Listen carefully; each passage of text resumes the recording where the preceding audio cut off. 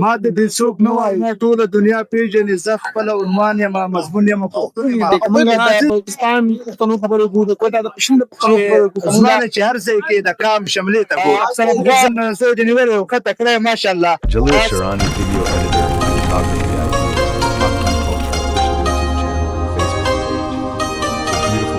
beautiful video. نه سید جلیل شرانی ما دا وقایع له ما سره په لوکویر څخه چې کوم کلتوري میله ده را سره ولاړ شرازي دی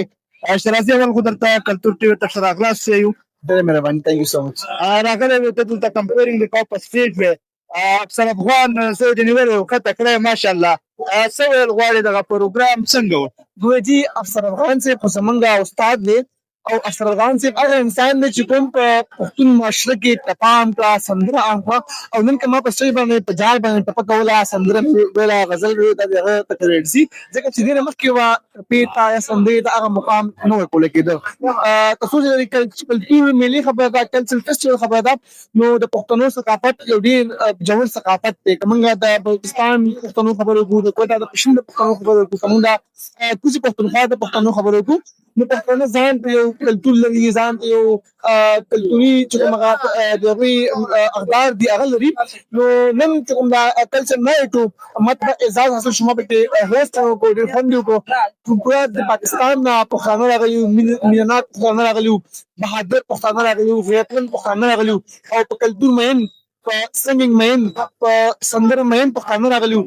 ډېره مزه یې وکړه زه غواړم چې پښتون وطن کې داسې قسمه ایونټس نور هم پکار دي چې د پښتنو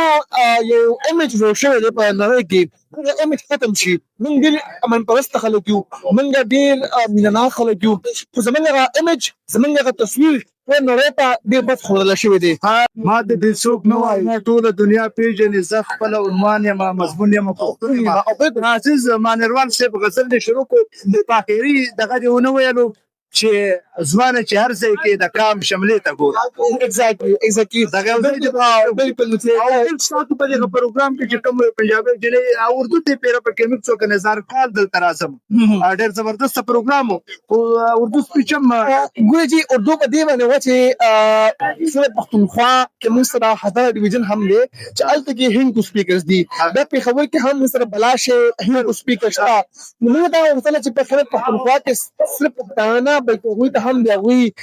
هغه چې کوم رسم دی هغه میلاو شي سبا به دا خبره ونه کړي چې په خپله پښتونخوا کې صرف پښتانه دي نو موږ پښتانه یو موږ د بل کس حق هم پېژنو موږ خو غواړو چې بل کس ته هم د هغه رعایت میلاو شي موږ ته زما حق میلاو شي خو بل کس ته هم میلاو شي چې موږ د بل کس په حق باندې ټاکنه وانه شو نو همدغه جواب او بیا تاسو یې وکړل چې موږ سره شاهد علي خان صاحب چې کوم بایلنګ لینګویج د پښتو کې هم هغه څنګه وکړو په اردو کې هم هغه څنګه وکړو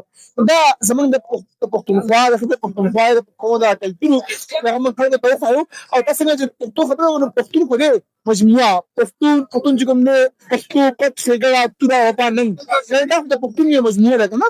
زه وایم چې داسې قسمه ایونټس نور هم پکار دي په کوټه کې پکار دي په پښین کې پکار دي وزیرستان کې پکار دي پېښور کې پکار دي فاټا کې پکار دي چې د پښتنو هغه اکچوال ایمیج باید راشي چې کوم د امن پیغام دی کوم د مینې پیغام دی هغه باید لاړ شي او موږ پښتانه نړۍ ته وښایو چې وی آر میوزیک لور وی آر کلچر لور او موږ خپل اتلان ستایو موږ خپل ادیبان ستایو موږ خپل شاعران ستایو موږ خپل هنرمندان ستایو نو دغه چې کوم پروګرام په ډېر ښایسته توګه باندې ترسره شو نو پښتانو ځوانانو له یا مشرانو له څه پیغام به ورکوي پیغام مې دغه چې کوم انداز سره تا وکړه چې 24 غنټې پښتانه په کوم مهذب انداز سره هغه پروګرام کې ناست وو هغوی یو سنګر داد ورکړو یو سنګر د کوم پرفارمنس دی هغوی نه هغوی محسوس کړه زه دغه وایم چې پښتنو موږ همیشه محرومه پاتې شو داسې قسمه ایونټ ته موږ محرومه پاتې شو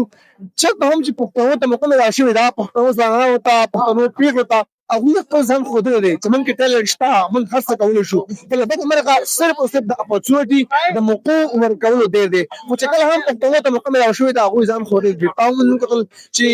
حال چې کوم دی هغه د پښتنو نه کچاکچ بره و بهر هم پښتانه ولاړ وو د پاسه په دیوالونو پښتانه ولاړ وو ولې یا موزیک لور میوزیک سره مینه کوي نه من پسند خلک دی خبره ده چې موقع ملاوي پکار دي او چې دا زموږ د موقع ملاوي شي دوی به هر څه کوي او ډېر مننه زده کړې څوري ضروري ده پښتون لپاره د انتها ضروري دي زه د وخت کې خپل پی ایچ ډي کوم په میډیا اینڈ کمیونیکیشن سټډیز کوم چې پاکستان نېشنل ډیګري دا تر څو زه د پورټل ما د نیوز اینکر ما هوسټینګ کوم نو هغه څه زه خپل زده کړې هم کوم او تعلیم خو د انسان بنیادی کلتوري ایگزیکټلی هغه کلتور خو ځای هغه زمونږ